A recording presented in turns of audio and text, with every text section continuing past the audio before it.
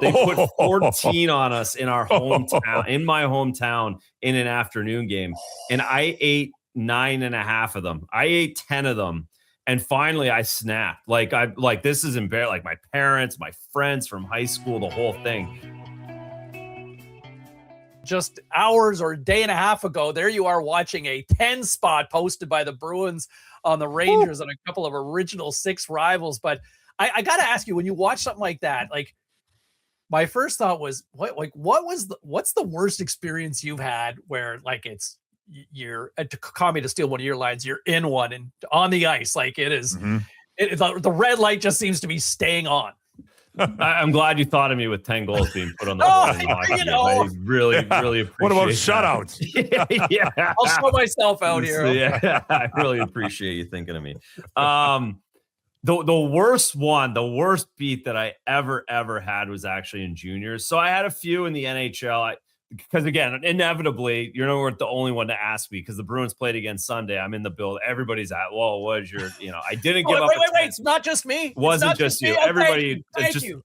Everyone knows and assumes I gave up 7 or 8 at some point, more than once or twice. No, I got rinsed in Ottawa one night when I was in Toronto. I think like a couple days before. We weren't playing well that week. I got an early pull early in the week, like a mercy pull, 3-on-9 in the first period, whatever it was. And then when it happens 3 days later as the starting goalie, you kind of have to eat it. And we went into Ottawa, and I think it was 5 after 2, 5 on 20, 25 shots. Like, we're getting smoked.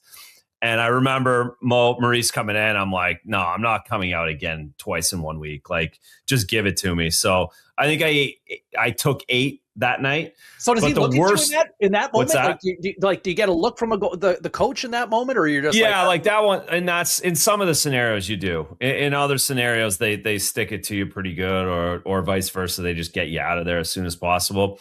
The worst one I ever took was in Ontario Hockey League. I was actually coming home. I was in Sudbury, coming back to Belleville, my hometown, Belleville. But what happened was they had the game of the week in the Ontario Hockey League, if you remember that. It was on like Global, Channel 3. And we didn't leave. We played Friday night in Sudbury. It's a 7-hour drive by the bus. We didn't leave until Saturday morning and had the game at 2:00. So I think we left at like 6 a.m. in Sudbury. To get to the game for 1:00, like got there an hour early. Belleville was one of the best teams in the league at the time. And they put 14 on us. They put 14 on us in our hometown, in my hometown, in an afternoon game. And I ate 9.5 of them. I ate 10 of them. And finally I snapped. This is embarrassing. Like my parents, my friends from high school, the whole thing. And the guy, Reg Higgs, was the coach, worst coach I ever had. He sizzled me for 10 in my home, and then they ended up getting 4 more. We lost 14-2 on a Saturday afternoon in Belleville one day. That sucked. Do you say anything? Ugly. Like you said, you snapped. Like, I lost it. Yeah, I went right to the dressing room, took my stuff off. Like I was ready to. Like it was the most embarrassing I've ever been as an 18-year-old. Yeah, that one stinks. Yeah. Tommy, do you have a night like that? Like even as a defender? Like I was about to ask what were the plus minuses like that night? The green jacket that night. There must have been a 7 or 2 in there, maybe 8. Taylor Pyatt definitely was -9 that night. I'm trying to think. I got roasted too. The only one I kind of do remember off the top of my head was we got smoked once in Carolina 9-1. That's the one I think of all the time. But I remember it though. But we got smoked 9-1. But it broke our 9-game winning streak. So it was like, we didn't really care. Like we won 9 in a row. We were going for 10.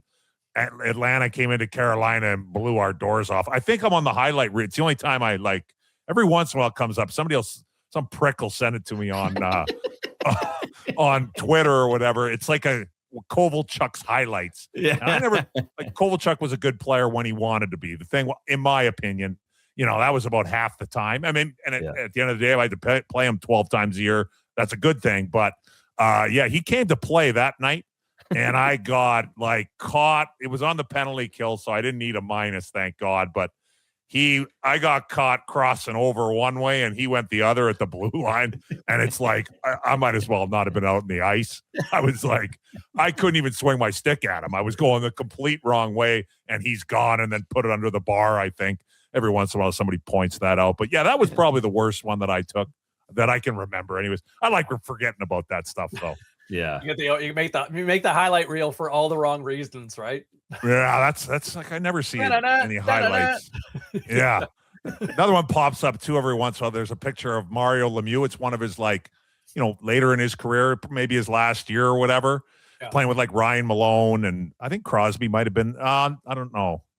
Did they play together? Yep. Yeah, they would have right at the beginning, I think. Yep. Anyways, yeah, there's a picture of like Lemieux with his hands up. He scored right by the net. And in the background, you can see me like peel it into the corner. All you see is Commodore 22. So I'm like, God damn it. I tell everybody it was a 5-on-3. And what do you want me to do? So those are the two that come to mind. Well played. Well played.